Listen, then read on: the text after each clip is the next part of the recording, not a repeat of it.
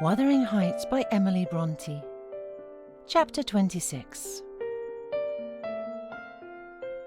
Summer was already past its prime when Edgar reluctantly yielded his assent to their entreaties, and Catherine and I set out on our first ride to join her cousin. It was a close, sultry day devoid of sunshine, but with a sky too dappled and hazy to threaten rain, and our place of meeting had been fixed at the Guidestone by the crossroads.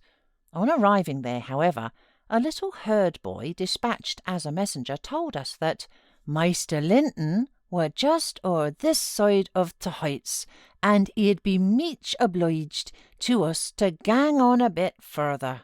Then Master Linton had forgot the first injunction of his uncle, I observed.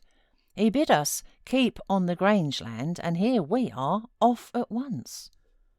"Well, we'll turn our horses' heads around when we reach him," answered my companion. "Our excursion shall lie towards home."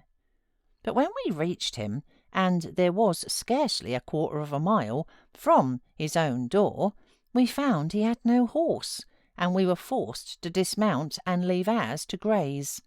He lay on the heath awaiting our approach, and did not rise till we came within a few yards. Then he walked so feebly and looked so pale that I immediately exclaimed, "Why, Master Heathcliff, you are not fit for enjoying a ramble this morning. How ill you do look!" Catherine surveyed him with grief and astonishment. She changed the ejaculation of joy on her lips to one of alarm, and the congratulation on their long-postponed meeting to an anxious inquiry whether he were worse than usual. "No, better, better," he panted, trembling and retaining her hand as if he needed its support, while his large blue eyes wandered timidly over her, the hollowness round them transforming to haggard wildness the languid expression they once possessed. "But you have been worse," persisted his cousin. "Worse than when I saw you last. You are thinner, and—" "I'm tired," he interrupted hurriedly. "It is too hot for walking. Let us rest here. And in the morning I often feel sick. Papa says I grow so fast."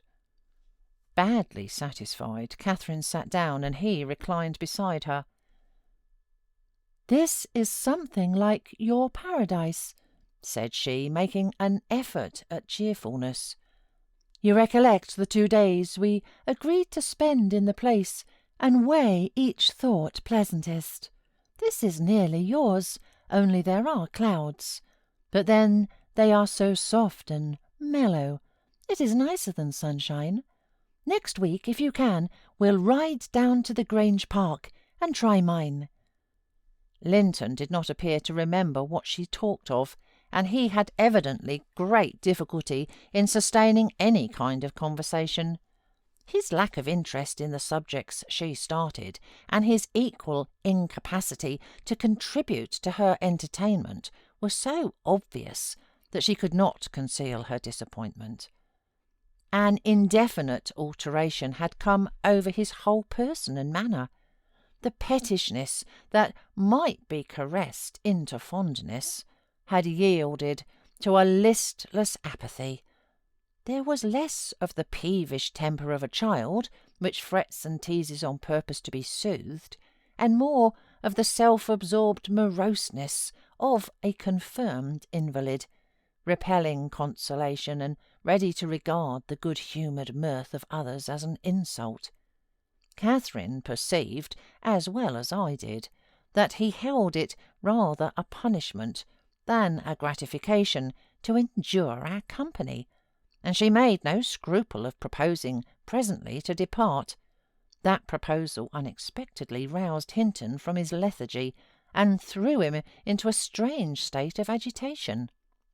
He glanced fearfully towards the heights, begging she would remain another half-hour at least. "But I think," said Cathy, "you'd be more comfortable at home than sitting here, and I cannot amuse you to-day.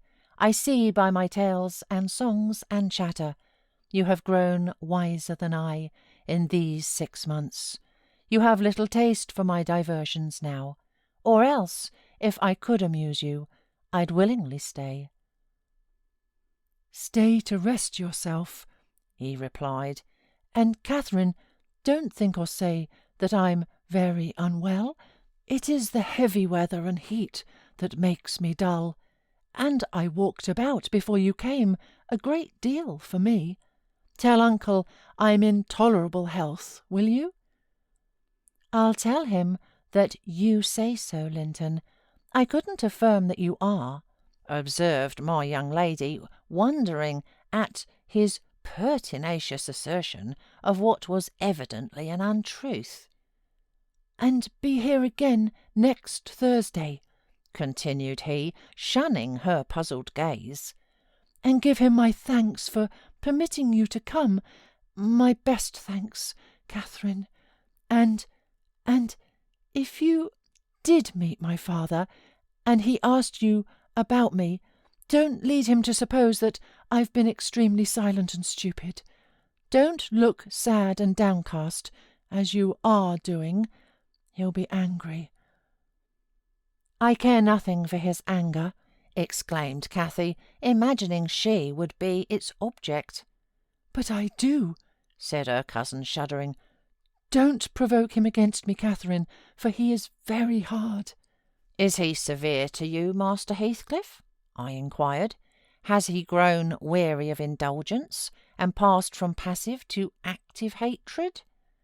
Linton looked at me, but did not answer, and after keeping her seat by his side another 10 minutes, during which his head fell drowsily on his breast, and he uttered nothing except suppressed moans of exhaustion or pain, Cathy began to seek solace in looking for bilberries and sharing the produce of her researches with me.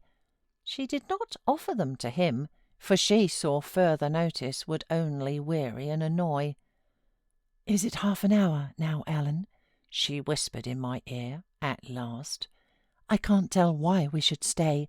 He's asleep, and Papa will be wanting us back." "Well, we must not leave him asleep," I answered. "Wait till he wakes and be patient. You were mighty eager to set off, but your longing to see poor Linton has soon evaporated." "Why did he wish to see me?" returned Catherine. "In his crossest humours, formerly, I liked him better than I do in his present curious mood. It's just as if it were a task he was compelled to perform, this interview, for fear his father should scold him. But I'm hardly going to come to give Mr. Heathcliff pleasure, whatever reason he may have for ordering Linton to undergo this penance. And though I'm glad he's better in health, I'm sorry he's so much less pleasant, and so much less affectionate to me." "You think he is better in health, then?" I said. "Yes," she answered, "because he always made such a great deal of his sufferings, you know.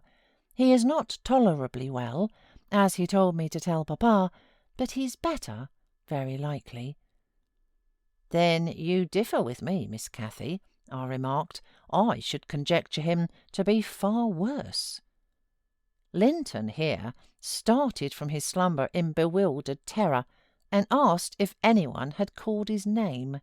"No," said Catherine, "unless in dreams. I cannot conceive how you manage to doze out of doors in the morning." "I thought I heard my father," he gasped, glancing up at the frowning Nab above us. "You are sure nobody spoke?"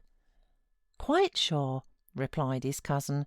"Only Ellen and I were disputing concerning your health.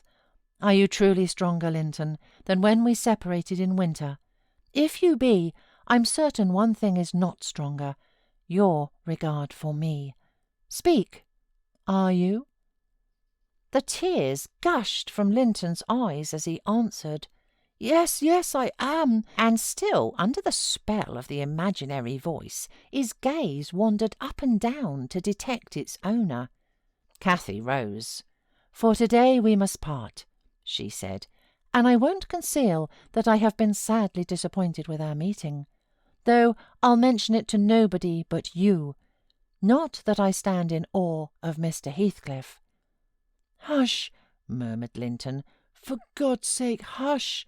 He's coming!" And he clung to Catherine's arm, striving to detain her.